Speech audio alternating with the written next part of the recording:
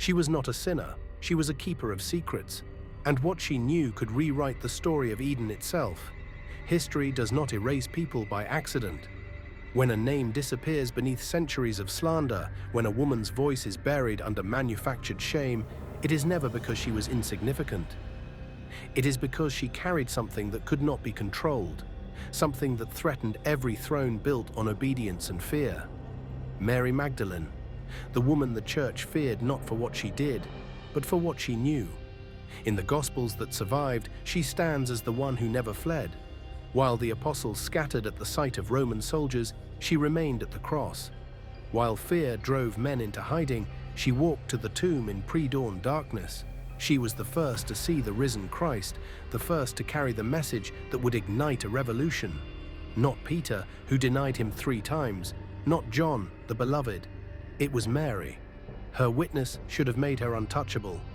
Instead, it made her dangerous. Why? Because the church that rose from persecution did not honor her. In 591 CE, Pope Gregory I declared that Mary Magdalene was the sinful woman who anointed Christ's feet. He collapsed her identity with other nameless women, forging a new narrative. Not the apostle, not the witness, the repentant sinner. For 14 centuries, that lie became doctrine, preached from pulpits, painted on cathedral walls, carved into stone. The woman who held resurrection in her hands became a symbol of sexual sin and female weakness. But the desert does not forget. In 1945, near Nag Hammadi in Egypt, a farmer unearthed a sealed jar. Inside were 13 leather-bound codices, texts hidden since the 4th century when the church declared them heretical. Among them was the Gospel of Mary, and in those fragile pages a different woman emerged.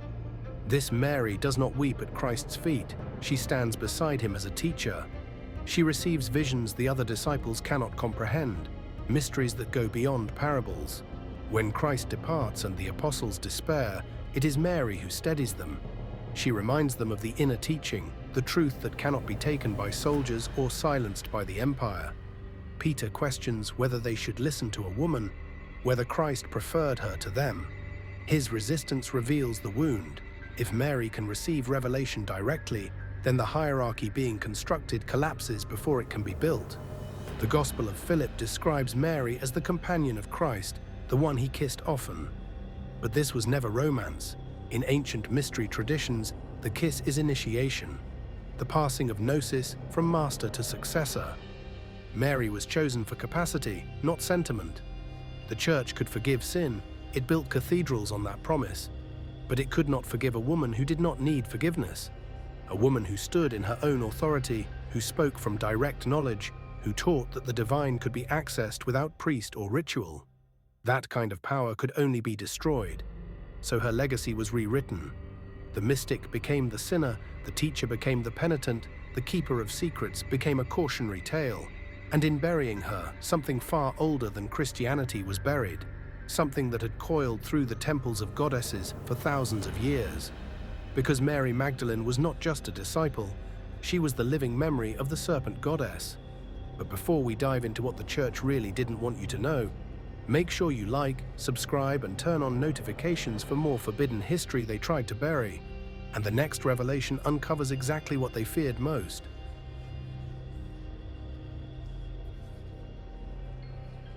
The serpent was never the villain. That came later, when new gods needed old powers to kneel. Long before Genesis was written, the serpent moved through sacred spaces as transformation and divine knowledge. It shed its skin and emerged renewed, a living metaphor for death and rebirth. It coiled around the cosmic tree, guarding the threshold between worlds. In temples from Sumeria to Canaan to the Nile, the serpent was not feared. It was revered, and it belonged to the goddess. Inanna descended into the underworld wrapped in her power, stripping away her divine garments until she stood naked before death. She fell into shadow and silence, her light extinguished until the world called her back. But she returned, resurrected, transformed. Her temples bore serpents entwined around sacred poles, the same image that would later appear in Moses' story. What if Inanna's journey was never a myth, but a map of what the soul must face to awaken? Asherah stood in Canaan as the mother goddess, the divine feminine balance. Her wooden poles rose beside altars throughout ancient Israel.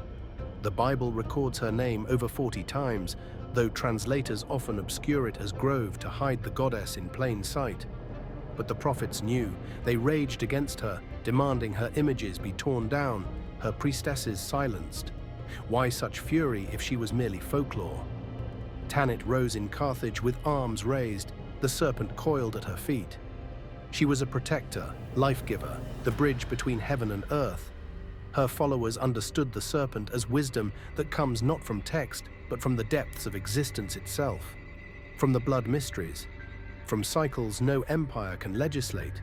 These goddesses embodied knowledge that transformation is born from descent, that wisdom is found in the dark, that the body is a temple, not a prison.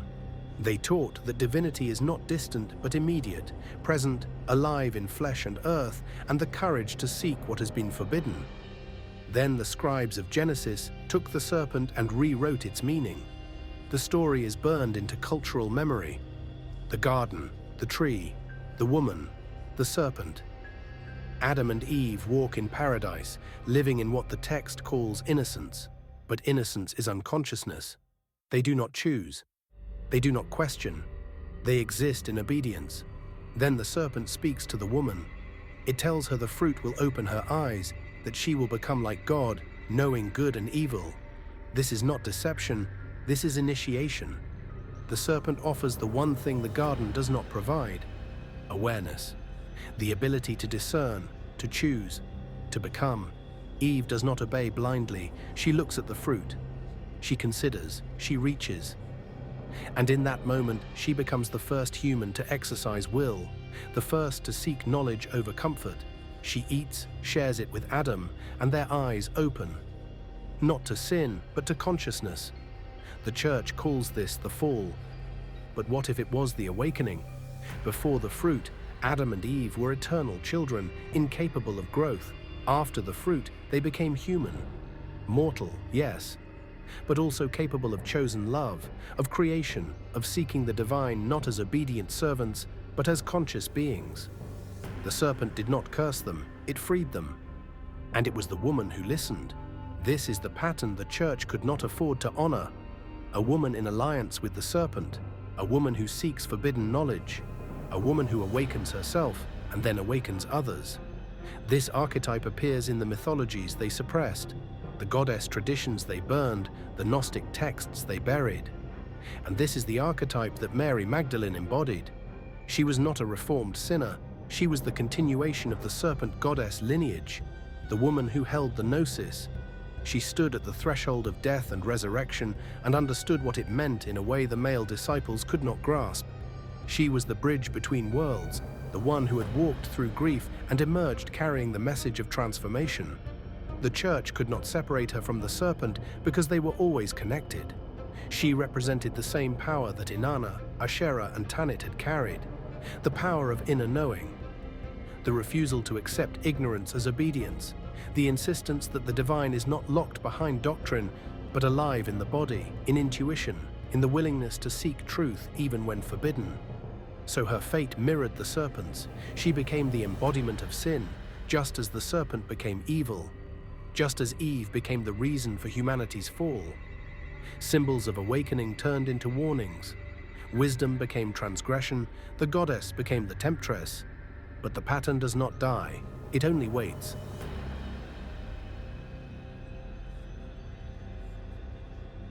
The church did not fear Mary Magdalene because she was close to Christ.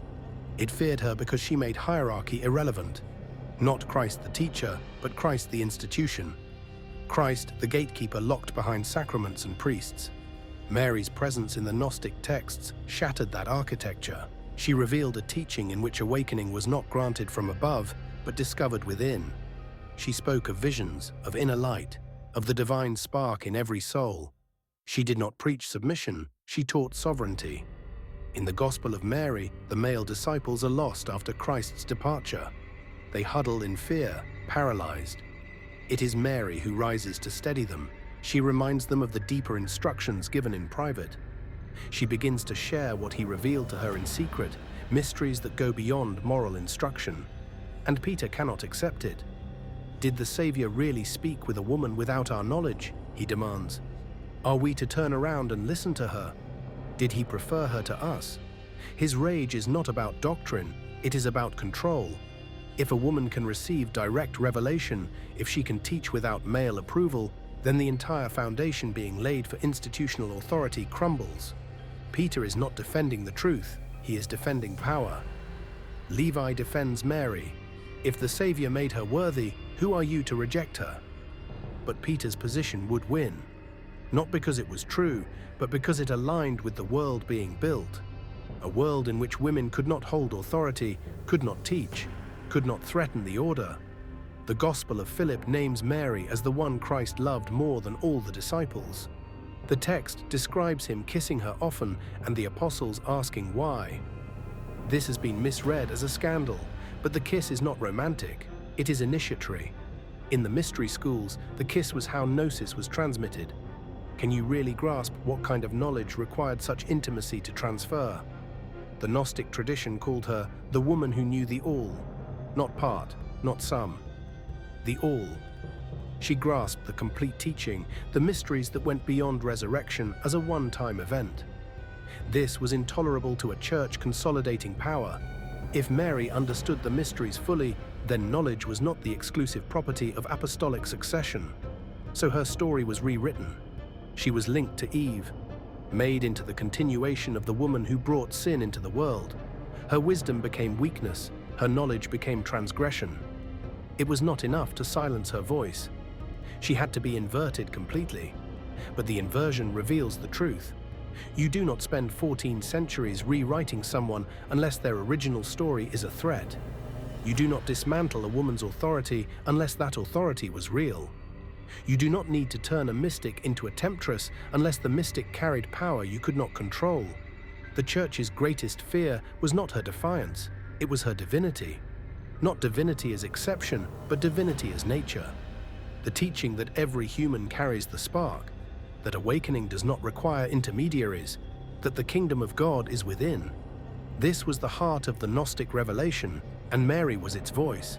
So the goddess was erased, the serpent became Satan, the woman became the sinner, and cathedrals rose on the bones of the truth they buried. But bones do not rot, and truth does not die.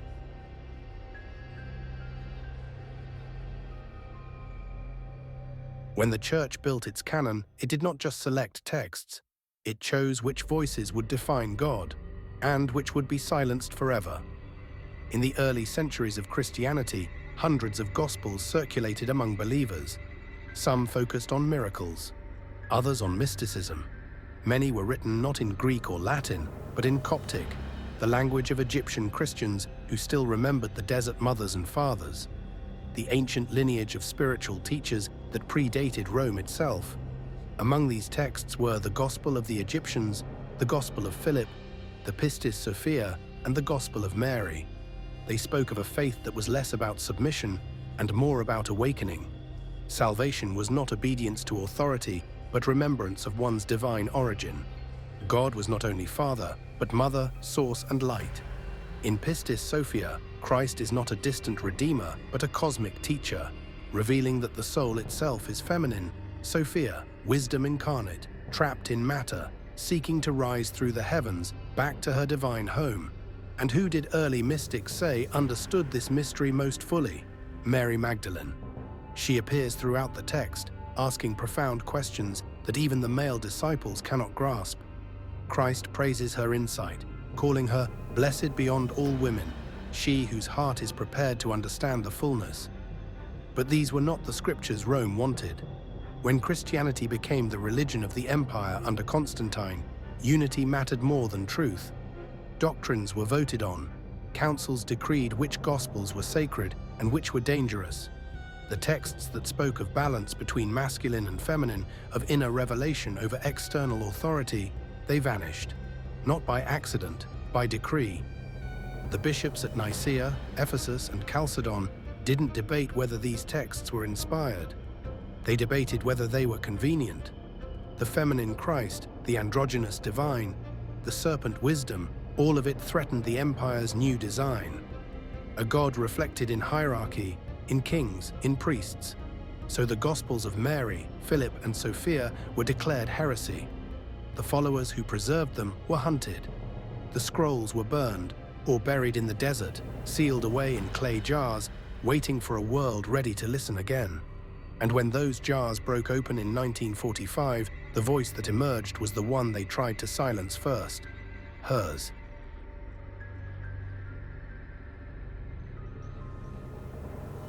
Symbols cannot die, they only change their language.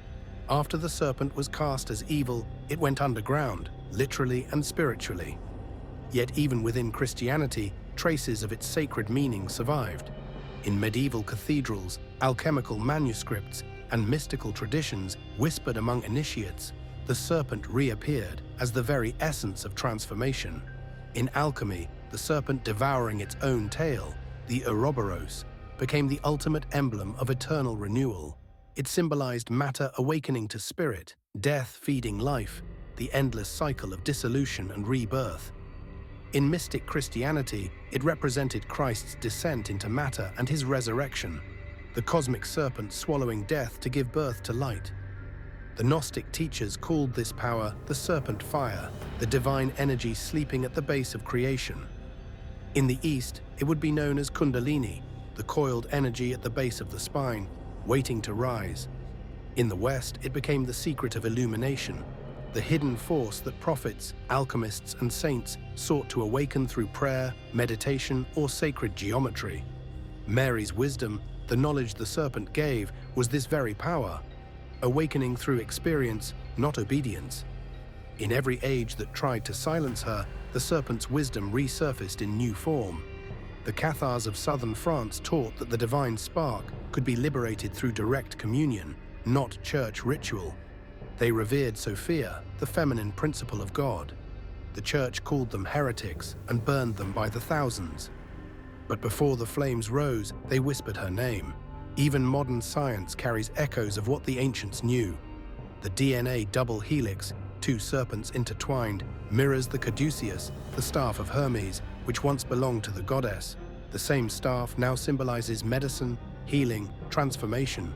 The serpent did not die, it evolved. Everywhere the church stamped its heel upon the serpent, the pattern repeated: suppression, erasure, rebirth. The goddess is never gone. She only waits beneath the surface until humanity is ready to remember her again. And maybe, just maybe, that time has come. And if these threads of forgotten truth are drawing you in, make sure to subscribe, turn on notifications, and stay until the end. Because what comes next might change everything you thought you knew about Mary Magdalene, the Grail, and the divine lineage that never died.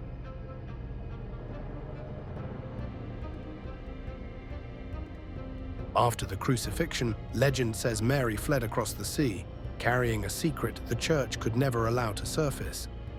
According to ancient French and Provençal traditions, she arrived on the southern coast of Gaul with a small band of followers. She lived in a cave above the sea, teaching those who found her, preserving mysteries whispered to her in the tomb. Over time, the people of the region came to venerate her not as a penitent, but as La Sainte Mary Magdalene, the apostle who carried the light westward when Rome turned east. Esoteric traditions claim she carried more than teachings, that she bore the bloodline of the Christ, the union of divine and human. The Holy Grail, some say, was never a cup. It was a womb, a lineage, a vessel of living light. Whether literal or symbolic, the message is the same. She was not the vessel of sin, but of sacred continuation. In the Middle Ages, the Church permitted devotion to the Magdalene, but only as penitent. Yet her true memory survived in hidden art and legend. The Black Madonna statues of Europe, dark-skinned, crowned, holding the child, are said by some to be images of the ancient goddess, reborn as the Magdalene, the keeper of the feminine Christ. She was not erased from the story, she was hidden in plain sight. Modern scholars dismiss the bloodline theory as myth, but myths carry archetypal truth. They persist because something within them resonates with collective memory. Mary's exile, her survival, her transformation into symbol, these mirror the serpent goddess herself. Banished from the temple, yet never gone. Cast into shadow, yet always returning. In the esoteric heart of Christianity, Mary Magdalene remains what she always was: the serpent's daughter, the awakened one, the bridge between human and divine. Her story is not about worshipping her as deity, but remembering what she represents. That the sacred feminine is not missing from history. It is history. We just forgot how to see it.